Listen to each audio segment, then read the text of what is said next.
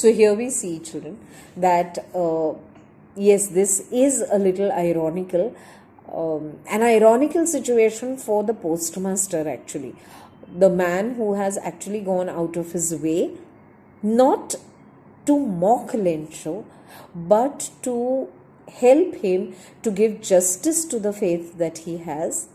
The postmaster goes out of his way, raises some amount of money, thinking that something is better than nothing. But what comes back to him by way of a response is a suspicion that is turned towards, that bounces back rather towards him and his own employees. This situation is so ironical.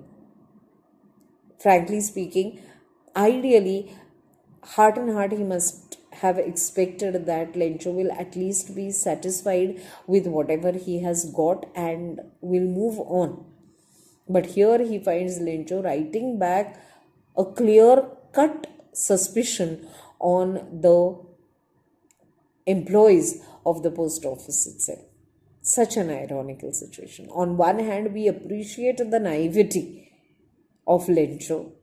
Faith is to be respected, undoubtedly. So on one hand, we have deep appreciation for his faith and his conviction. But on the other hand, let me say that Lencho probably is blind in his faith. If God has to respond, he will respond in any form, and most often through the medium of a human being, through the medium of nature, through the medium of a human being. Unfortunately, Lencho has not been able to see the God in humans, the God or the angel in the human form, in the form of the postmaster. Frankly speaking, the postmaster could have very easily refuted, could have just tossed the letter away, but he didn't do that. He tried to do as much as he could for Lencho. So, almost throughout the story, we have deep respect for Lencho and we have so much of appreciation for him. He is a very positive man, no doubt about it. Very hardworking, very positive, very ideal.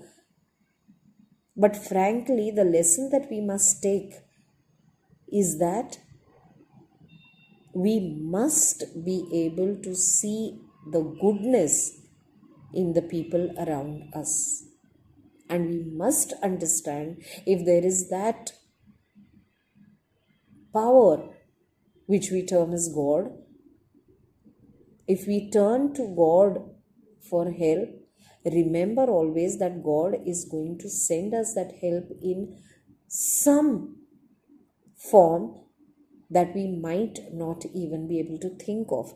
And therefore, we must be very consciously alert to everything that comes our way and the medium or the means through which we get it. So naivety, faith should not cross the boundary to such an extent that we go blind and fall into a pit. Do you think after this kind of retort or after this kind of response that Lencho has given, do you think anyone would go out of his or her way again to help Lencho? I don't think so. Give it a thought. Try to now understand the lesson, the story, the happening, the characters, the theme, the setting, everything in this light. Now that you have heard the story, now that you have known the details in a very informal way, see if whatever I have said comes back to you. Don't be biased. If you have your opinion which differs from what I have expressed, let's discuss. This is what will make our literature interesting. See you again with the next lesson.